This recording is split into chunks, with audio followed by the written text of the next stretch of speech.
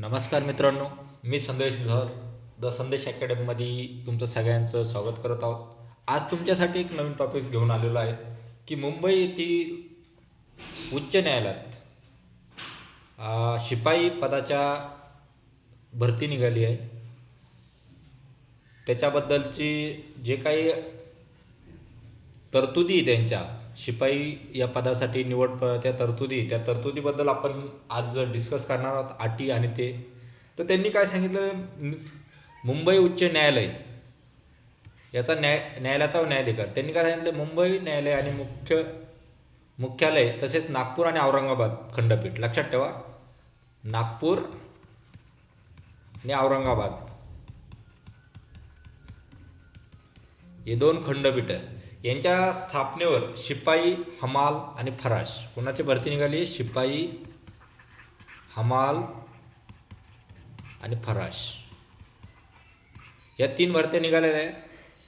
आणखीन या पदाकरता एक निवड यादी राहील आणि एक प्रतीक्षा म्हणजे वेटिंग लिस्ट राहणार 2 वर्षाकरता तयार करण्यासाठी आलेली आहे. आता जाहिरात प्रसिद्ध झालेली आहे 9 डिसेंबरला.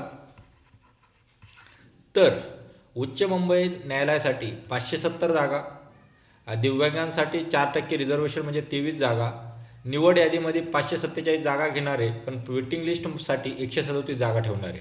तसेच नागपूर खंडपीठामध्ये 115 जागा, 5 दिव्यांगांसाठी निवड यादीत 110 करणारे, 28ला वेटिंग लिस्टमध्ये निवडणूक प्रतीक्षा यादीमध्ये 2 वर्षाकरता ठेवणारे.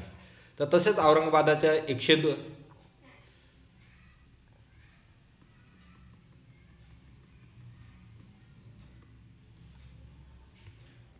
औरंगाबादला किती? 202 आहे. दिव्यांगांसाठी 8 आहे. 194 जागा भरल्या जाणार आहे आणि 48 जागा काय करणार आहे? वेटिंगला ठेवणार आहे 2 वर्षासाठी. लक्षात राहिलं. आणि आणखीन एक महत्त्वाची नोंद दिलेली आहे त्यांनी, दिव्यांग राखीव असलेले पद मुंबई उच्च न्यायालय मार्गदर्शक तत्त्वे तयार केल्यानंतर निकट भविष्यात भरण्यात येतील. ओके, दिव्यांगांसाठी हा डायरेक्ट बॉम्बे हायकोर्टच्या याच्यावरची PDF आहे मित्रांनो. तर त्याच्यात पोलीस शिपाईच्या किती पदं निघाले? मुंबई न्यायालयासाठी 570,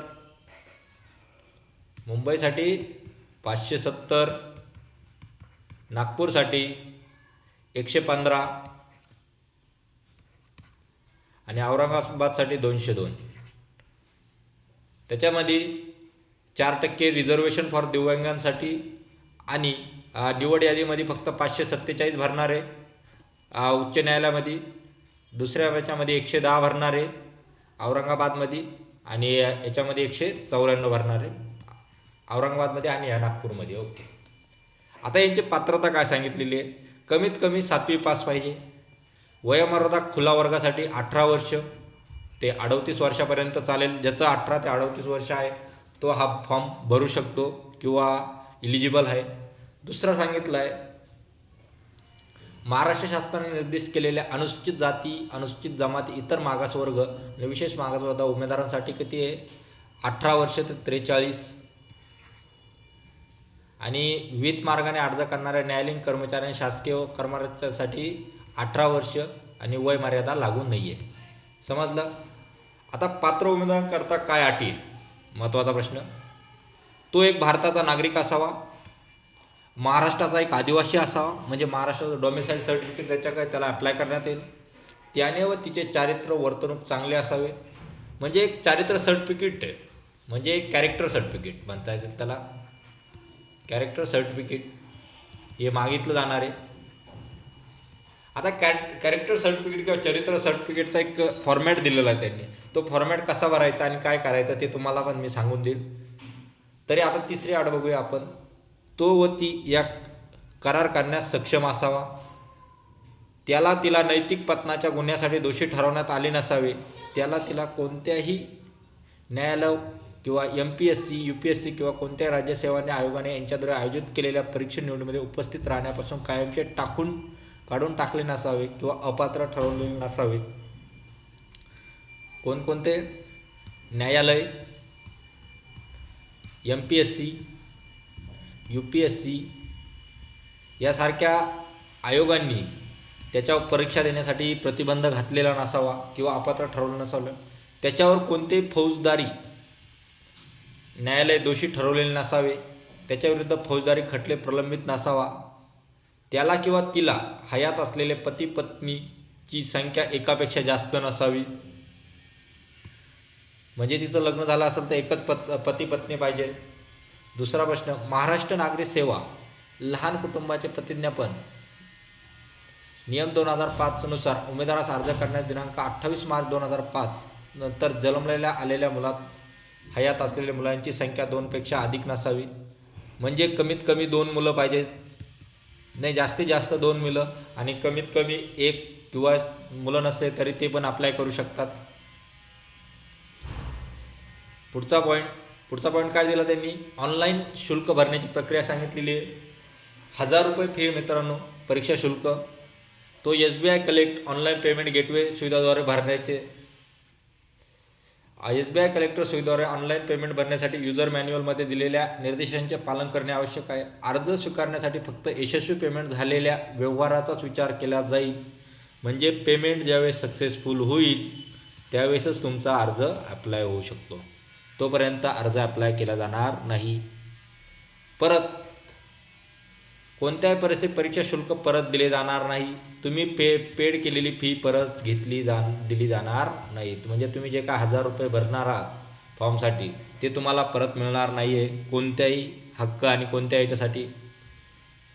SBI कलेक्ट सुविधाद्वारे तयार केलेल्या नियम आणि अटीच्या कोणत्याही जबाबदारीने मुंबई उच्च न्यायालय प्रशासनाची नाही. ऑनलाईन पेमेंट करताना तांत्रिक बिघाड झाल्यास त्या सर्वस्वी जबाबदार उमेदवार राहील. आता अर्ज करण्याची पद्धत काय मित्रांनो, http bombay-high-court.nic या वेबसाईटवर जायचं आहे. तिथल्या सूचना काटेकोर वाचा आणि मग अर्ज सादर करा. उमेदवारांनी ऑनलाईन अर्ज शक्यतो वेब ब्राउझर किंवा कॅम्प्युटरवर भरावा. प्रस्तुत परीक्षेसाठी अर्ज फक्त ऑनलाईन पद्धतीने स्वीकारण्यात येतील, म्हणजे ऑनलाईन अर्ज आहे, ऑफलाईन अर्ज एक पण नाही आहे.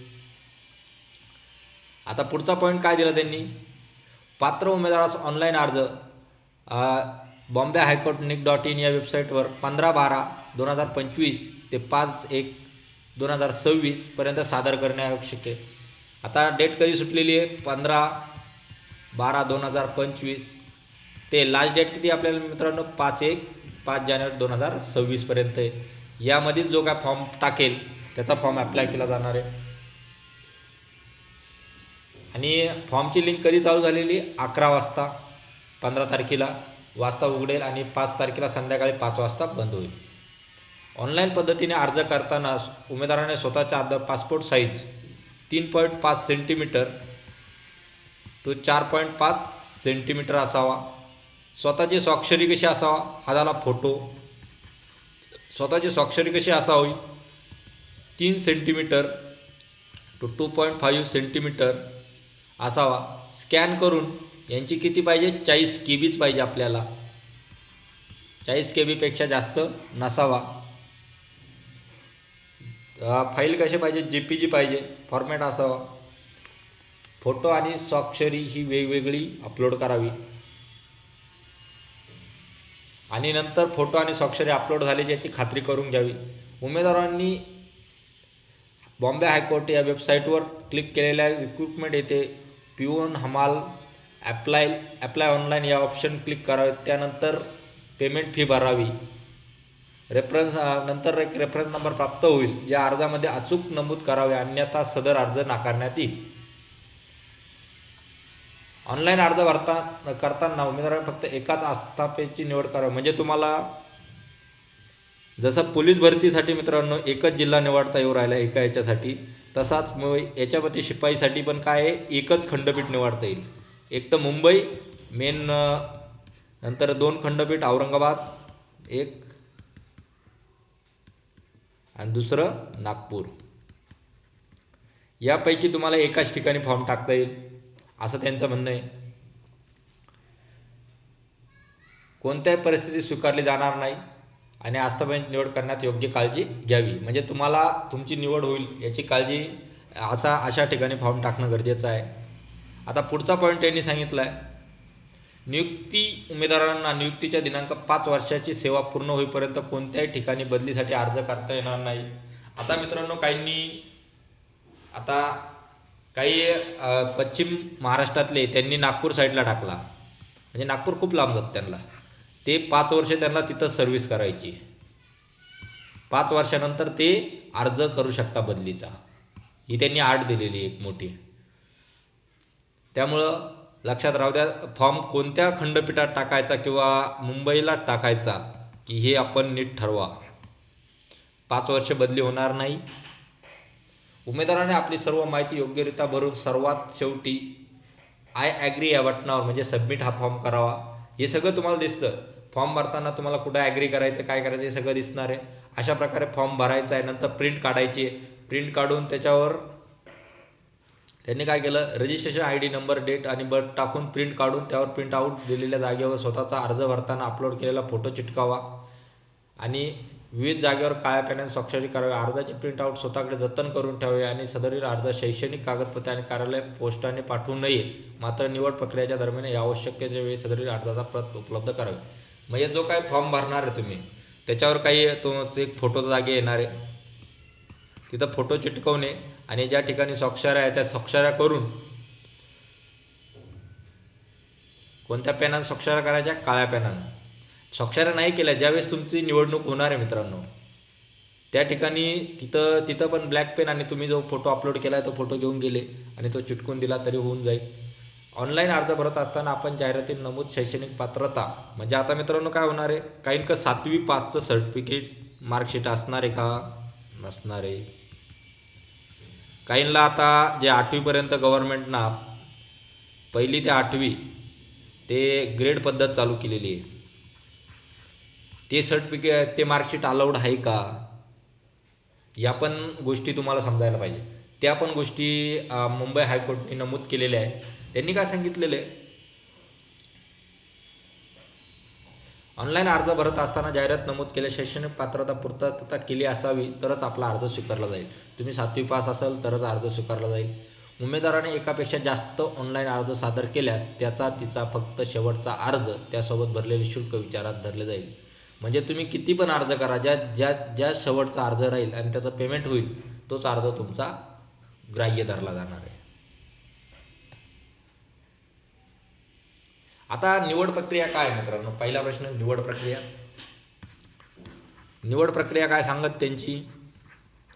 मित्रांनो तुमची लेखी परीक्षा होणार आहे 30 मार्कांची, 30 गुणांची.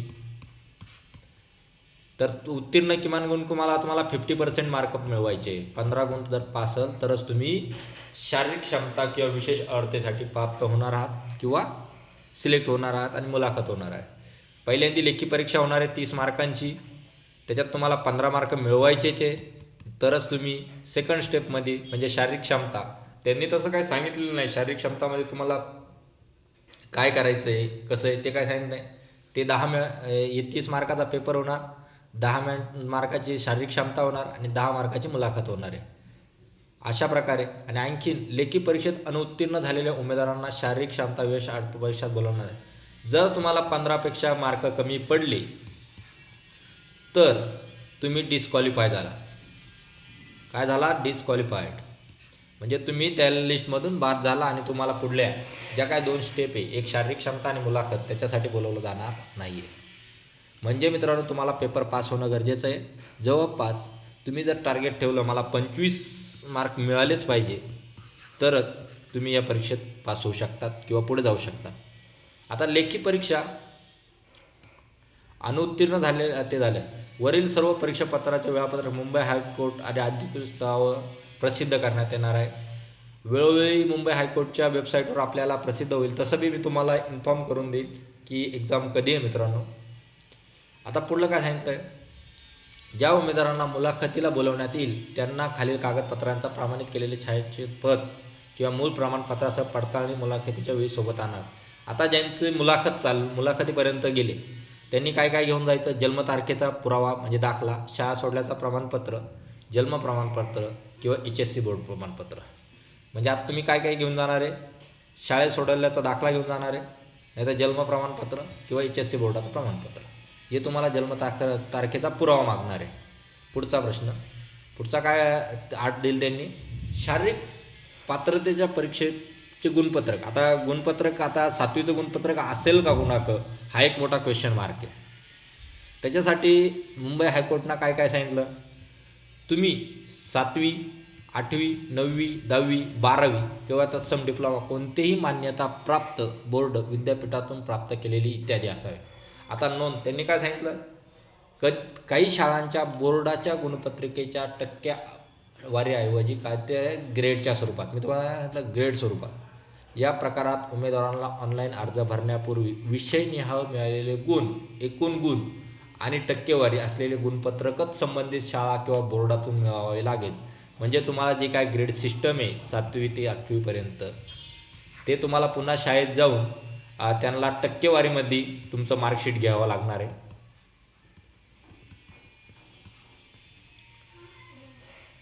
आणि नंतर मग तुम्हाला फॉर्म भरता येणार आहे.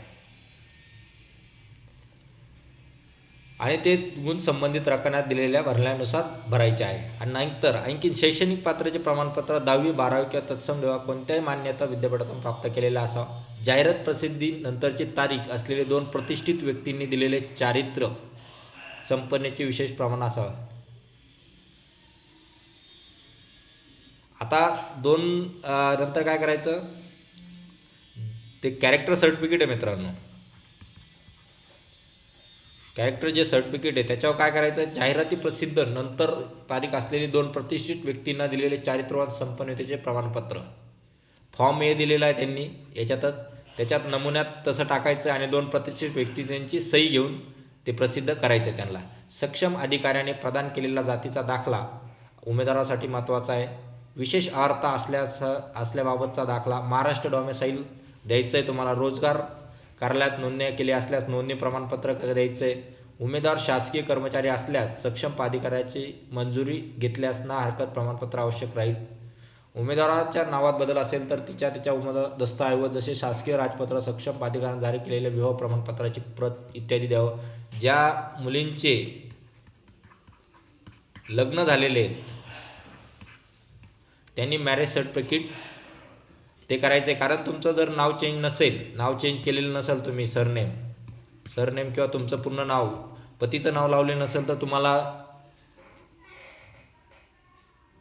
मॅरेज सर्टिफिकेट द्यायची काही गरज पडणार नाही. जर तुमचं नाव तसंच असेल तर तुम्ही डायरेक्ट ते करू शकता. ज्यांनी नाव चेंजेस केलं त्यांनी मॅरेज सर्टिफिकेट दाखल करणं गरजेचं आहे. पुढला पॉईंट सांगितला त्यांनी, संबंधित इतर आवश्यक कागदपत्रे ऑनलाईन अर्जामध्ये दिलेल्या माहितीच्या अनुषंगाने न्यायालय प्रशासनाने मागणी केल्यास इतर कोणतेही दस्तावेज तुम्हाला सादर करावे लागेल. न्यायालयाने जे काही दस्तावेज मागितले ते तुम्हाला सादर करावे लागणार आहे. पुढचा पॉईंट सांगितला त्यांनी, उमेदवाराकरता इतर महत्त्वाच्या सूचना.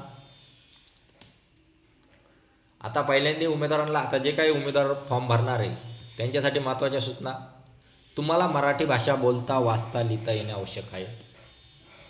म्हणजे आपण महाराष्ट्राचा मराठी बाणा मुंबई हायकोर्टनं बेनबी मानलेला आहे. त्यांना मराठी भाषा बोलता आली पाहिजे, वाचता आली पाहिजे, लिहिता आली पाहिजे, येणं आवश्यक आहे. परीक्षेचा प्रकार, परीक्षा स्थगित करणे, रद्द करणे, औषधा बदल करणे याबाबत सर्व अधिकार प्रशासन उच्च न्यायालय मुंबई यांनी स्वतःकडे राखून ठेवले आहे. उद्या काही कालांतराने जर परीक्षा स्थगित झाली किंवा रद्द झाली, हे सर्व उच्च न्यायालयाकडे आहे. त्यामुळे तुम्ही काही आक्षेप किंवा दावा सांगता येणार नाही किंवा करता येणार नाही. सदर जाहिरातीमध्ये दर्शवलेले पद संख्येत बदल होण्याची शक्यता आहे. आता मुंबईला 570 जागा आहे, त्या 1000 पण होऊ शकता, या 200,000 पण होऊ शकता, आणि 400 या 200 पण होऊ शकता. ही त्यांची जिम्मेदारी आहे.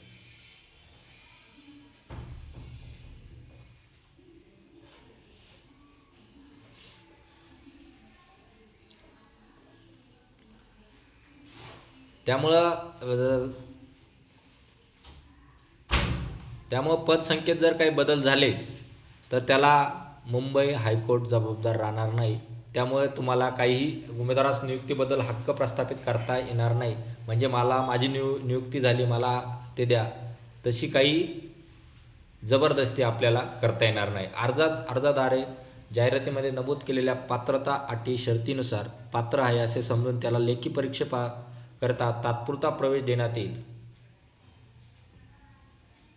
मुलाखती आणि आता जर जो जो अटी पात्र असेल त्याला लेखी पेपरला बसून दिलं जाणार आहे.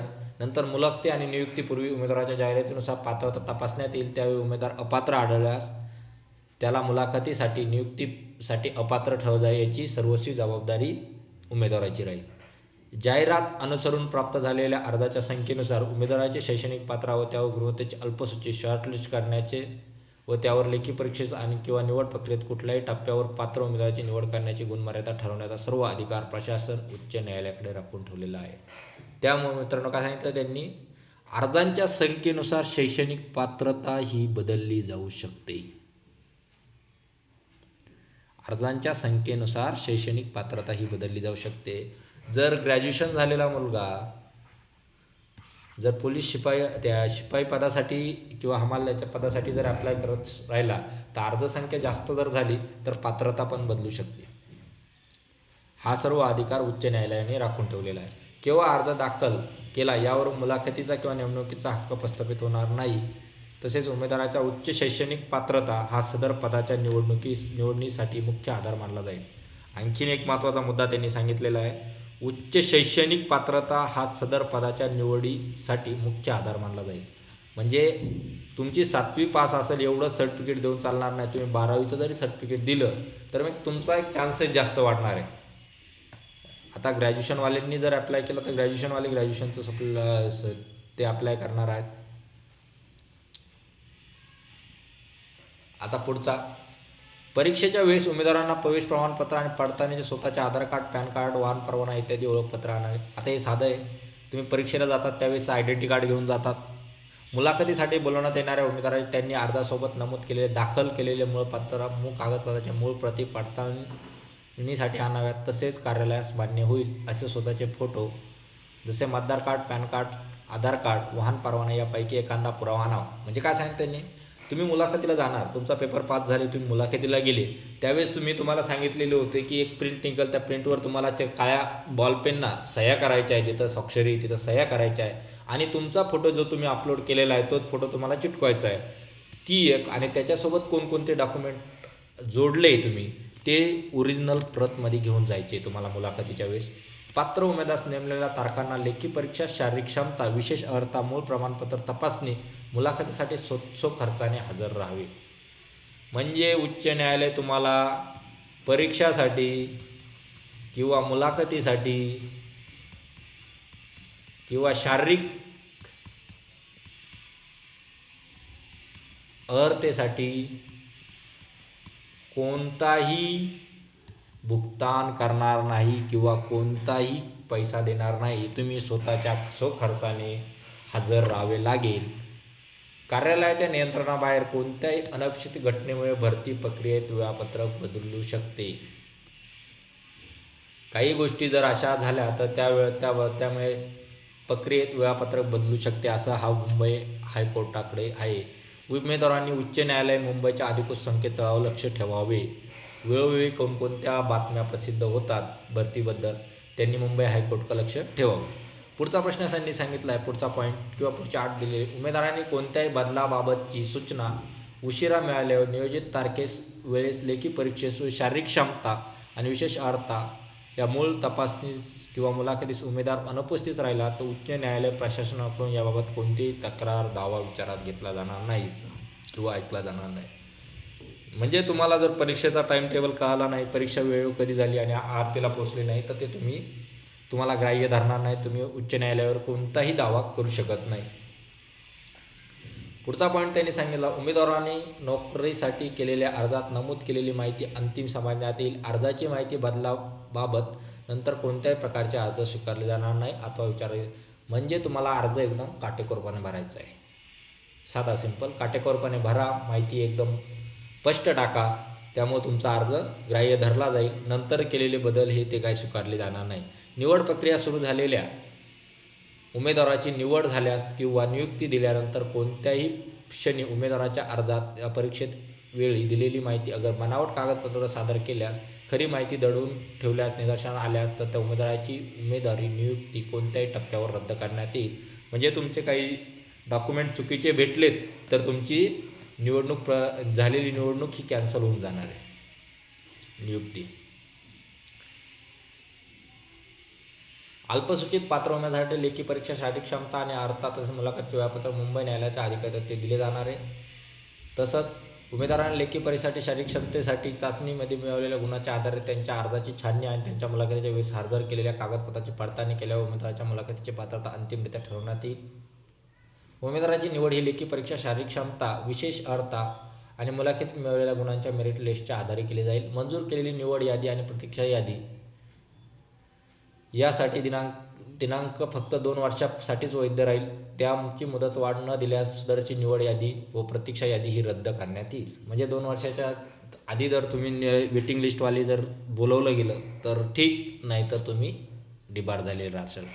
निवड झालेल्या उमेदवाराची नियुक्ती उच्च न्यायालयामार्फत करण्यात येणाऱ्या उमेदवाराच्या वैद्यकीय तपासणी आणि संबंधित पोलीस स्टेशनच्या चारित्र्य पडताळणीवर अवलंबून राहील. आता जर तुम्ही लेखी परीक्षा झाली, मुलाखत झाली, शेवटचं एक कॅरेक्टर सर्टिफिकेट आणखीन एक मागणार आहे. ते तुम्हाला कोणाचं आहे? तुमच्या जवळच्या पोलीस ठाण्याचं आहे. काय झालं याला? पोलीस ठाण्यातलं आहे. सध्या फॉर्म भरताना तुम्हाला एक साधं भरून द्यायचं आहे की तुम्हाला 2 एक प्रतिष्ठित व्यक्तींची सह्या घ्यायच्या, नावं घ्यायची, नंबर घ्यायच्या आणि त्याच्या सह्या घ्यायच्या. तुम्ही चरित्र संपन्न आहात हे असं दाखवायचं. पण ज्यावेळेस तुमची सगळे लेखी परीक्षा झाली, मेरिट लिस्टमध्ये नाव आलं, त्यावेळेस तुम्हाला पोलीस कॅरेक्टर सर्टिफिकेट सादर करायचं आहे. तुमच्या पोलीस ठाण्यातून जाऊन तुम्ही एकदम चांगले आहात, सर्वसंपन्न गुण आहात, मी या शिपाई पदासाठी काम करण्यास पात्र आहात, या अशा गोष्टी तुम्हाला सादर करायच्या आहेत. आता निवड यादीतील नियुक्तीच्या पदावर रुजू होण्यासाठी दिलेल्या कालावधीत रुजू न झाल्यास रिक्त झालेल्या पदावर किंवा निवड यादीतील उमेदवार पद स्वीकारल्यानंतर या वैधतेच्या कालावधीत राजीनामा दिल्यास तत्सम कारणामुळे पद रिक्त झाल्यास ज्यावेळेस निवड यादी संपली असेल तर प्रतीक्षा यादीतील उमेदवाराचा विचार केला जाईल. जर काहींनी पेपर पास झाले पण जॉईनिंग नाही केली, त्यांच्यासाठी काय आहे, जे वेटिंग लिस्टमध्ये आहे त्यांचा विचार करण्यात येईल असं सांगायचं आहे. आता पुढचं काय सांगितलं त्यांनी? निवड प्रतीक्षा यादीतील उमेदवाराची नियुक्ती आणि सुरुवातीला 2 वर्षातील परिवीक्षण कालावधी असेल आणि समाधान पूर्ण झाल्याबद्दल प्रमाणपत्र जारी होईपर्यंत सदर उमेदवाराला सेवा कोणत्याही वेळी कोणत्याही नोटीस न देता किंवा कोणतेही कारण न देता समाप्त केली जाईल. म्हणजे काय झाली? निवड किंवा प्रतीक्षा यादीतील उमेदवाराची नियुक्ती सुरुवातीला 2 वर्षाच्या परिवीक्षण कालावधीसाठी असेल. म्हणजे एक ऑब्झर्वेटिव्ह राहणार आहे. जर तुमचं काम समाधानकारक किंवा पूर्ण झाल्याबद्दल प्रमाणपत्र जारी होईल, तुम्ही चांगलं काम करताय. जर नसेल झालं तर कोणतीही नोटीस न देता किंवा कोणते कारण न देता समाप्त केली जाईल. उमेदवाराची निवड ही समितीच्या सदस्यांच्या उच्च न्यायालयाच्या काम करणाऱ्या अधिकाऱ्यांना, कर्मचाऱ्यांना भेटण्याचा किंवा त्यांच्या निवड प्रक्रियेच्या व्यक्तीशी अथवा इतर कोणामार्फत दबाव आणण्याचा प्रयत्न केला तर तिला निवड प्रक्रियेचे अपात्र ठरवण्यात येईल. यासंबंधी निवड समितीचा निर्णय अंतिम राहील. नियुक्त उमेदवारांना माननीय न्यायमूर्ती यांच्या निवासस्थानी तसेच न्यायालयीन इमारती सदर पदासाठी आवश्यक असणारी सर्व प्रकारची कामे करावी लागतील. आता तुम्हाला काय महत्त्वाचा 24वा पॉईंट एक महत्त्वाचा आहे. तुमची निवड झाली तर तुम्हाला काय काय काम करावं लागणार आहे? न्यायमूर्तीच्या निवासस्थानी तसेच न्यायालयीन इमारतीच्या सदर पदासाठी आवश्यक असणारी सर्व प्रकारची कामे तुम्हाला करावी लागणार आहेत. हा मुंबई येथील उच्च न्यायालयाचा न्यायाधिकार महाप्रबंधक यांच्यावरचा ते आहे. 8 डिसेंबर 2025चं निर्देशांक आहे त्यांचं. आता ऑनलाईन अर्ज भरण्यासाठी मार्गदर्शक सूचना हे मी तुम्हाला सांगितलं. 40 KB फोटो पाहिजे. ऑनलाईन अर्ज वेब ब्राउझरवरून भरा. 1000 फी आहे. 7वीचं गुणपत्रक नसेल, ग्रेडमध्ये असेल तर त्यांनी काय करायचं आहे, 8वी 9वी 10वी 12वीचं भरायचं आहे. आणि 7वीचं, आता हा एक महत्त्वाचा मुद्दा आहे, याला हॅश करा. शिपाई हमाल पदासाठी आता 7वीमधील गुण नमूद करणे अनिवार्य असेल. काय? 7वीचे गुण तुम्हाला अपडेट करायचे. जर ग्रेड सिस्टम असेल तर तुम्हाला शाळेत जा, शाळेकडून मार्कशीट घ्या आणि मार्कशीट घेतल्यानंतर त्याच्यातले गुण तुम्हाला अपडेट करायचे. जर शिपाई हमाल पदासाठी जर उमेदवार इयत्ता 7वी परीक्षा उत्तीर्ण असेल पण त्याच्याकडे 7वीचे गुणपत्रक नसेल तर त्याच्याकडे पुढील उच्च अर्हता प्राप्त असेल, 8वी 9वी 10वी 12वी इत्यादी गुण असेल तर तिने ऑनलाईन अर्ज भरताना 7वीचे गुणपत्रक नाही असा पर्याय निवडून 7वीची माहिती जसे की educational qualification, school of year passing, detail education क्वालिफिकेशनमध्ये नमूद करावे. म्हणजे ज्याच्याकडे 7वीचं सर्टिफिकेट नाही आहे, आणखी त्यांनी थोडी सूट दिलेली आहे. जर तुमच्याकडे 7वीचं सर्टिफिकेट नाही तर तुम्ही 10वी 8वी 9वी 12वी याच्यापैकी एक सर्टिफिकेट भरू शकतात. आणि 7वीचं प्रमाणपत्र नाही हे सिलेक्ट करू काय इथं दिलेलं आहे बघा, इयत्ता 7वीचे गुणपत्रक नाही असा पर्याय निवडून या 7वीची माहिती जसे की फक्त आम्ही पास झालेलो आहे असं नमूद करायचं आहे. मग ते काय करणार आहे, 7वीसाठी काल्पनिकरित्या 100पैकी 50 गुण प्राप्त म्हणजे 50% व तुमची नोंद होईल अशी उमेदवाराची उच्च शैक्षणिक पात्रता देखील भरणे अनिवार्य आहे. पुढला, जर उमेदवाराची 7वीच्या पुढील उच्च अर्हता नसेल तर त्यापेक्षा तिच्याकडे इयत्ता 7वीचे गुणपत्र नसेल तर तिचा अर्ज संगणक प्रणालीवर स्वीकृत केला जाणार नाही. ज्यांची 7वीच पास झालेली, किती पास झालेली मार्कर चाला ना, 7वीच पास झालेली पण त्यांच्या कोणतंच मार्कशीट नाही, 8वीचं नाही आहे, 8वीत गेलेच नाही, तर असे उमेदवार हे स्वीकृत केले जाणार नाही. समजलं मित्रांनो. आता हेच आहे त्याच्यात. ऑनलाईन अर्ज भरताना एकाच स्थापनेची निवड करा. उमेदवारांना भरताना संपूर्ण स्पेलिंग त्यांच्याजवळ असलेल्या शैक्षणिक कागदपत्रानुसार, स्पेलिंग मिस्टेक नका करू, पिनकोड अर्धवट पत्ता देऊ नका, ईमेल ID द्या तुमचा, आपली जन्मतारीख कागदपत्रे ही अचूक द्या, स्वतःचा आधार कार्ड क्रमांक अचूक द्या, उमेदवाराच्या शैक्षणिक कागदपत्राची माहिती पण द्या, 7वी SSC HSC. काही शाळांच्या बोर्डाच्या गुणपत्र टक्केऐवजी ग्रेडच्या स्वरूपात द्यावा, ही एक महत्त्वाची त्यांनी डायरेक्ट नोटीस दिलेली आहे. ही एक हॅशटॅग. ग्रेड सिस्टम असेल स्वरूपात ग्रेडच्या असेल तर या प्रकरणात उमेदवाराने ऑनलाईन अर्ज भरण्यापूर्वी विषय मिळालेले गुण, एकूण गुण, टक्केवारी असलेले गुण शाळा बोर्डातून मिळावे आणि मग अप्लाय करावे. आता शैक्षणिक माहिती भरताना जे उमेदवार इयत्ता 10वीपेक्षा कमी शैक्षणिक अर्हता असेल म्हणजे बिलो SSC त्यांनी स्कूल, बोर्ड, युनिव्हर्सिटी या रकांमध्ये शाळेचे नाव लिहावे. 10वीपेक्षाही कमी असेल तर त्यांनी स्कूलचं, बोर्डचं, युनिव्हर्सिटीच्या मध्ये आपलं शाळेचं नाव लिहायचं आहे. उमेदवार व ज्या भाषेचे ज्ञान ती भाषा निवडावी. म्हणजे तुम्हाला जर मराठी भाषेचं ज्ञान आहे ती भाषा निवडा, इंग्लिशचं ज्ञान आहे इंग्लिश भाषा निवडा, हिंदीचं ज्ञान आहे हिंदीचं भाषा निवडा. पण तुम्हाला आणखीन एक महत्त्वाची आड दिलेली आहे, तुम्हाला मराठी बोलता आली पाहिजेत, लिहिता आली पाहिजेत, वाचता आली पाहिजेत.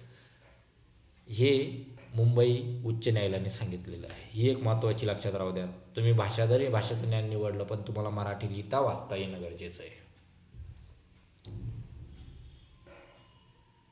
आता आणखीन एक त्यांनी एक पॉईंट सांगितला, तुम्हाला स्पेशल स्किल काय.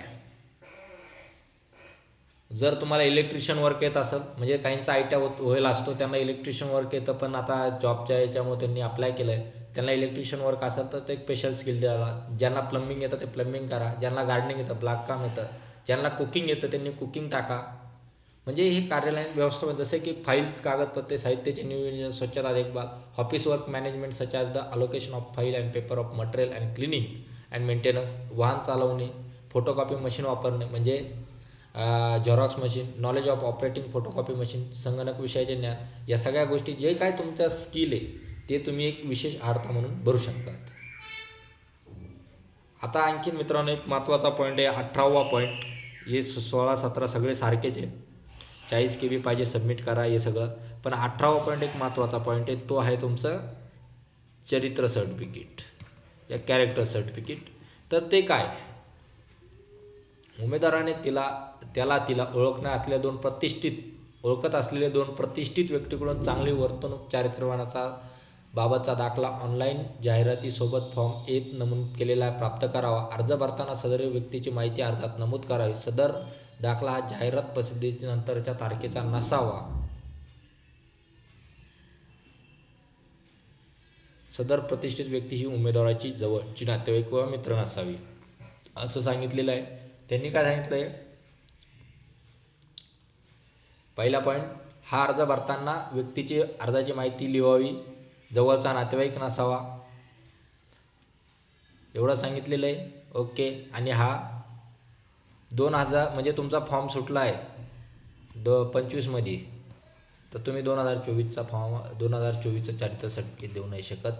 तुम्हाला 2025चा 15 डिसेंबरला फॉर्म सुटलेले, तुम्ही 10 डिसेंबरचा द्या किंवा फॉर्म तुम्ही आज आपली 20 डिसेंबर तारीख आहे मित्रांनो, तर तुम्ही फॉर्म 20 डिसेंबरला भरताय तर तुम्ही 18 डिसेंबरचा द्या. म्हणजे 1-2 दिवस. 20 डिसेंबरच्या ऐवजी तुम्ही 25 डिसेंबरचा फॉर्म दिला तर काहीच फायदा नाही आहे, तो फॉर्म तुमचा रिजेक्ट होणार आहे. असा तुम्ही आता सगळं पूर्ण प्रिंट आऊट काढून त्या उमेदवाराने आपल्या स्वतःचा फोटो चिटकावा आणि रकानात काळ्या पेनाने स्वाक्षरी करावा. Register of the Bombay high court 8 December.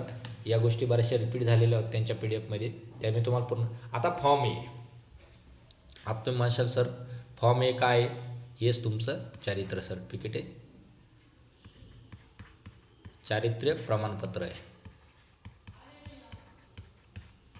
आता याच्यात काय करायचं? प्रमाणित करण्यात येते की मी श्रीमती कुमारी ह्या तालुका जिल्हा येथील रहिवासी असून मागील वर्षापासून ओळखतो, याची वर्तवणूक चांगली आहे.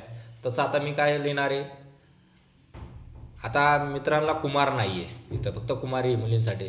प्रमाणित करण्यात येते की श्रीमती माझं काय येईल? श्री येईल संदेश चव्हाणके,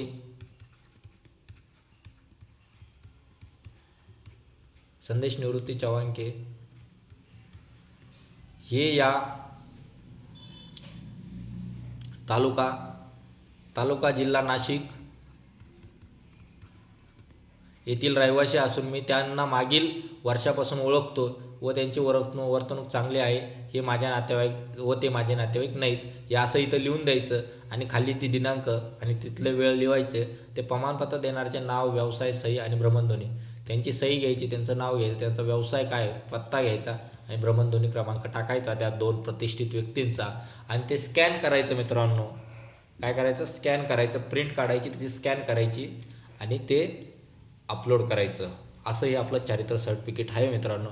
अशा प्रकारे बॉम्बे हायकोर्टच्या शिपाई पदाची फॉर्म तुम्हाला भरायचा आहे.